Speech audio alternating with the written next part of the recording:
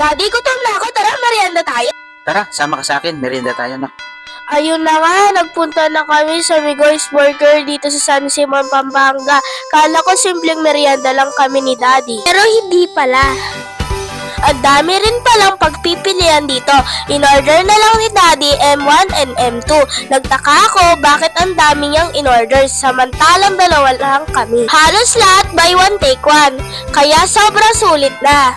Aba ko! Nakakatakam na! Excited ng tikman!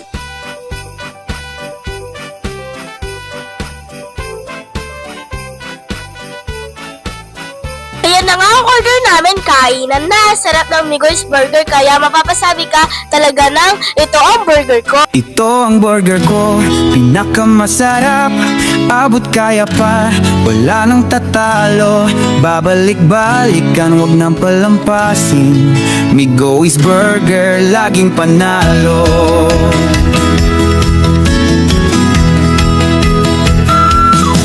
Bilog na bun, juicy patty, toppings na fresh sa bawat bit, yummy. Sa bawat kagat, hatid ang saya. Migoy's Burger, wagas ang ligaya.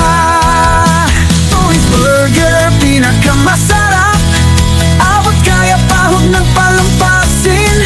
Babalik-balikan, ito ang burger ko.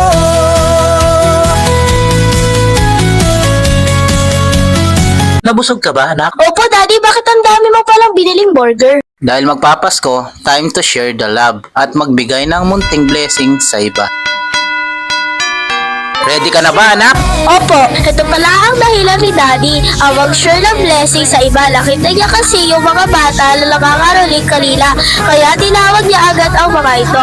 Makikita mo ang wakas ng tuwa sa kanilang mukha habang inaabot namin ang Migoy's Burger sa kanila. Dahil ngayong Kapaskuhan, mas magaan sa puso ang magbigay ng pagpapala kaysa sa tumanggap.